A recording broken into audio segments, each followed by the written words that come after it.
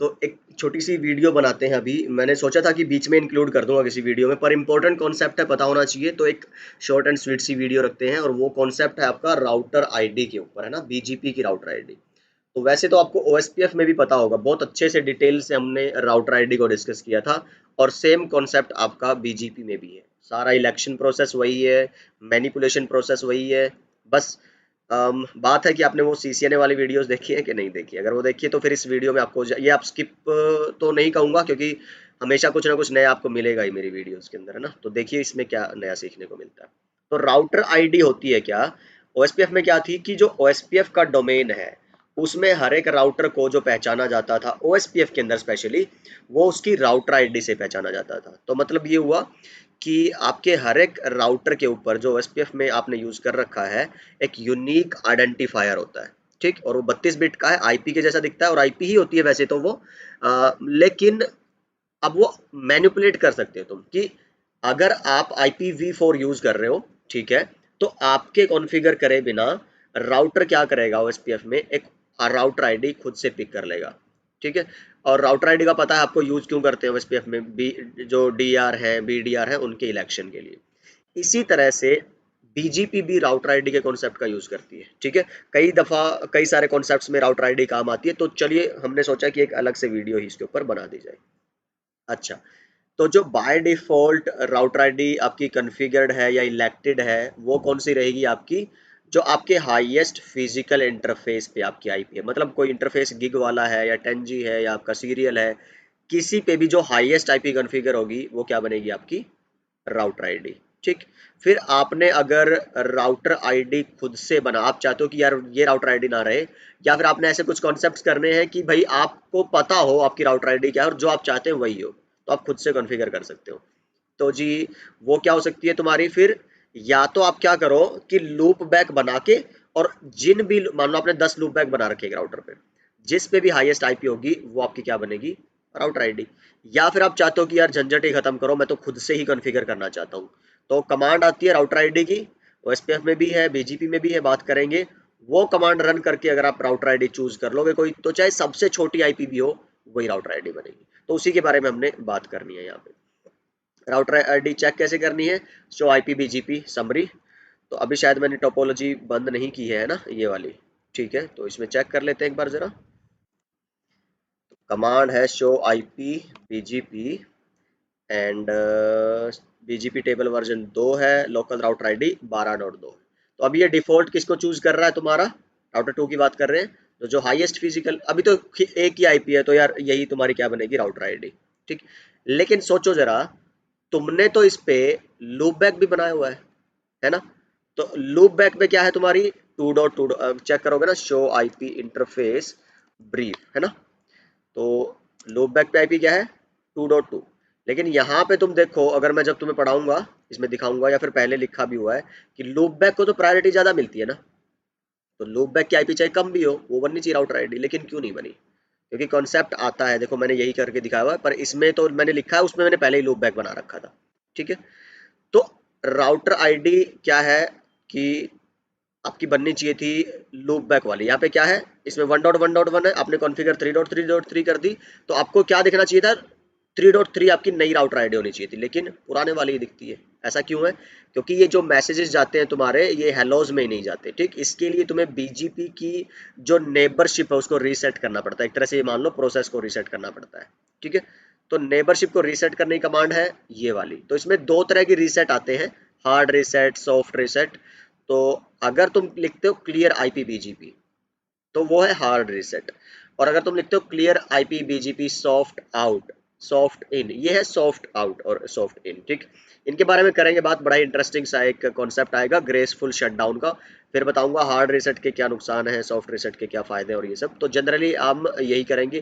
Production environment में तो देखो, ये सब करने से पहले ऐसे काम जिनके लिए आपको ये कमांड यूज करनी पड़े ना, क्लियर आईपी बीजीपी, चाहिए या ये, उनके लिए आपको डाउन टाइम अप्लाई करना पड़ता है, ठीक। कि मेरे को इतने टाइम का, इतने मिनट का, इतने जो भी आपका एक कैलकुलेटेड टाइम है वो एक्टिविटी करने के लिए, उतना आपको डाउन टाइम चाहिए होगा, उसके दौरान ही आप ये करोगे, क्योंकि इससे क्या होगा, आपका नेटवर्क डाउन टाइम आएगा, ठीक।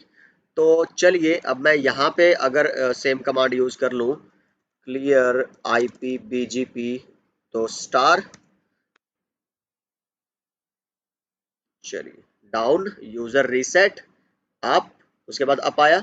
फिर अगर आप शो आईपी बीजीपी समरी करेंगे,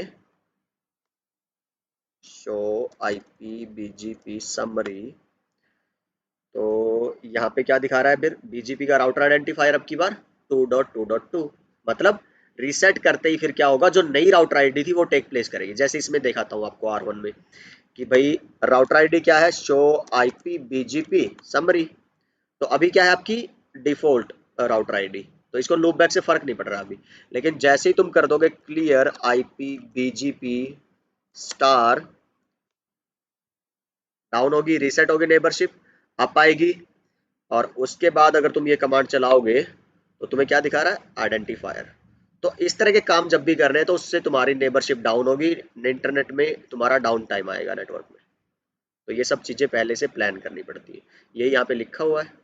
सो always ask for the down time if you are planning to change the router ID, because it is going to give the down time in your network.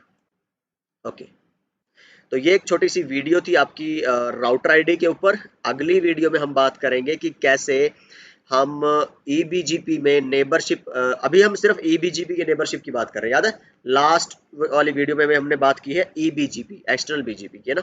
तो आईबीजीपी की बाद में करेंगे। और अभी तक हमने क्या किया है कि अगर आप देखो, जैसे दो राउटर आपने लिए थे और इनके बीच में आपने क्या किया था, इनके जो डायरेक्ट आईपी थी कनेक्टेड, है ना, उनके बीच में आपने नेबरशिप बनाई थी। तो यहाँ पे आईपी थी 15.1 वाली, इधर आईपी थी 15.2 वाली या 12.12 वाली, उनसे नेबरशिप। इसके फायदे क्या है, नुकसान क्या है, ऐसा क्यों ना करें कि हम डायरेक्टली कनेक्टेड आईपी से नेबरशिप बनाएं, या फिर क्यों लूप बैक के थ्रू आप नेबरशिप बनाना चाहते हैं, तो उसके क्या फायदे हैं। तो अगली वीडियो में हम ये सब डिस्कस करेंगे, the connectivity or the neighborship between eBGP routers in different AS using the loopback interfaces, ठीक है। क्योंकि देखो नुकसान क्या होता है कि ये मान लो तुम दो इंटरफेसेस यूज कर रहे हो, दो लिंक यूज कर रहे हो, ठीक है, और इससे भी डेटा ट्रांसफर कर रहे हो, इससे भी डेटा ट्रांसफर कर रहे हो, और तुमने नेबरशिप बना रखी है सिर्फ ऊपर वाले इंटरफेस से। कैसे कि भाई जो तुमने ये वाला इंटरफेस है, देखो ये वाला है ना, अच्छा मैं चूज कर लेता हूँ तुम्हारा ब्रश, ठीक। तो इस इंटरफेस से और इस इंटरफेस से नेबरशिप, और ये मान लो केबल डाउन होगी तुम्हारी, ये केबल खराब होगी, पोर्ट खराब, XYZ कोई भी रीजन हो सकता है, तो तुम्हारे पास एक केबल, एक लिंक मौजूद है, तुम देखो खर्चा किया तुमने इस पे, पर स्टिल तुम कनेक्टिविटी नहीं ले पाओगे, क्योंकि नेबरशिप किसके थ्रू थी, इस आईपी के थ्रू, और ये आईपी अब मौजूद है नहीं। तो क्या करोगे, इधर ऑटोमेटिकली शिफ्ट कर सकते हो, नहीं कर सकते। उस तरह के कॉन्सेप्ट को यूज में लाने के लिए कि चाहे आपके पास जिससे आपने नेबरशिप करवाई थी अब उससे ना करवानी पड़े, और नेबरशिप के लिए आप ये डायरेक्टली कुछ यूज ही ना करो, ना आप ये आईपी यूज करो, ना आप ये आईपी, नहीं तो सेम प्रॉब्लम होने वाली। आप क्या कर लो, लूप बैक की आईपी यूज कर लो। उससे क्या होगा कि भाई अगर जब तक नेटवर्क में एक भी लिंक जिंदा है ना, चाहे ये वाला हो चाहे ये वाला, जब तक उसको एक रिचेबिलिटी मिल रही है एक राउटर से दूसरे तक जाने के लिए, एक एएस से दूसरे एएस तक जाने के लिए, तो वो अपनी कनेक्टिविटी नहीं खोएगा। तो ये मेक श्योर कौन करता है, आपके लूप बैक इंटरफेसेस, कि जब तक यहां से यहां आप पहुंच पा रहे हैं ना, तो चाहे आप इस केबल से जाओ, चाहे इस केबल से, चाहे इस केबल से जाओ, तो आपको कोई फर्क नहीं पड़ता है। बात समझ आ रही है। तो ये फॉल्ट टॉलरेंस, लोड बैलेंसिंग, इस तरह के केसेस के लिए आप लूप बैलेंस, ये क्या बोलते हैं, कनेक्टिविटी यूज करते हो लूप बैक इंटरफेसेस को यूज करके। तो आई होप ये वाली बात क्लियर हो गई आपको। जो बचे हुए पॉइंट्स हैं वो हम डिस्कस कर लेंगे अगली वीडियो में, जिसमें हम बात करेंगे कि जी कैसे actually loop back interfaces use करे जाएंगे, और कैसे, और एग्जांपल क्या लेंगे, एक प्राइमरी लिंक लेंगे, एक सेकेंडरी लिंक लेंगे, है ना।